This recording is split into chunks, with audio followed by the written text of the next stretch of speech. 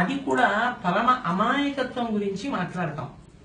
అంటే పాపం ఆవిడికి కుడి ఎడమ తెలియదండి అంటాం. కుడి ఎడమ తెలియదు అంటే ఒకటి అమాయకురాలు, రెండు ఏది ఇచ్చేయచ్చు ఏది ఇచ్చేయకూడదు అన్నది కూడా తెలియదు. ఆ ప్రేమ పొంగులో ఏదైనా ఇచ్చేస్తారు. వాళ్ళకి ఇంకా కాపట్యం ఉండదు. అయ్యో ఇది ఇచ్చేయడమా అన్న దాపరికం కూడా ఉండదు. ఆ త్యాగానికి అంతు ఉండదు. అలాంటి వాళ్ళని ఇప్పటికీ ఏమంటారంటే ఆ తల్లి డొక్కా సీతమ్మ గారా, కుడి ఎడమ లేదండి ఆవిడికి అంటారు.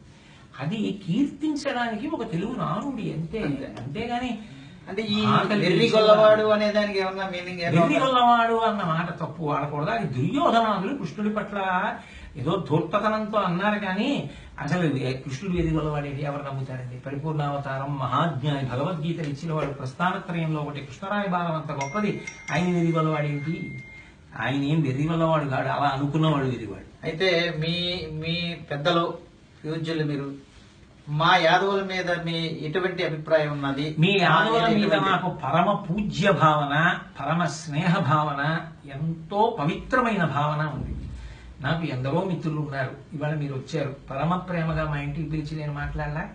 కాబట్టి నాకు అసలు యాదవులంటే ఉన్నంత ప్రీతి ఎవరి మీద లేదు. ఇప్పటికీ వెంకటేశ్వర వైభవోత్సవాలు చేస్తే మొట్టమొదటి దర్శనం వారికి ఇస్తాం తప్ప ఎవరం దర్శనం కూడా చెయ్యం. అంత ప్రీతి.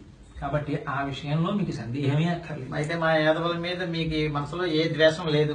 అసలు ద్వేషం ఏమిటంటే ప్రేమ ఒక్కటే ఉంది. అయినా కూడా నా మాటలు మీకు ఏమైనా ఇంకొకలాగా వినిపించి దానివల్ల మీ మనసు బాధపడి ఉంటే నేను క్షంతవ్యం. కానీ నేను మనఃపూర్వకంగా మాత్రం అసలు ఆ మాట అనలేదు. మిమ్మల్ని కించపరచాలి, గాయపరచాలన్న భావన నాకుంటే అలా అనను.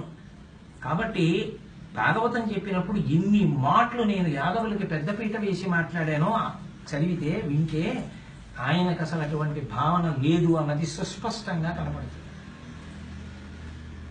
అయితే దీని మీద మా యాదవులు అంటే మీకు మంచి అభిప్రాయం ఉంది కదా? అసలు మంచి కాదు, కౌగులించుకుంటా. అది అంత కించపరిచే ఉద్దేశాలు అయితే లేవు.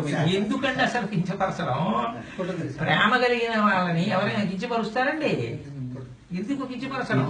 అసలు ఆ సమస్య లేదు. అయితే ఒక ఈటీవీలో మీరు దాని మీద ఒక వివరణ కూడా ఇస్తారు కదా? మీ వాళ్ళు ఎవరో నాకు మధ్యాహ్నం ఫోన్ చేశారు, తప్పకుండా నేను వివరణ ఇస్తాను. ఎందుకనంటే ఇప్పుడు మీరు ముఖతః ఉన్నది చెప్పడం తేలిక, ఎక్కడో ఉన్న వారికి ఫోన్లో చెప్తే సరిగా అవదండి. అందుకని మీరు ఈ టీవీలో వచ్చిన దాని మీద కదా బాధపడుతున్నారు, ఆ టీవీ ద్వారానే నేను మీకు వివరణ ఇస్తానండి అని చెప్పాను.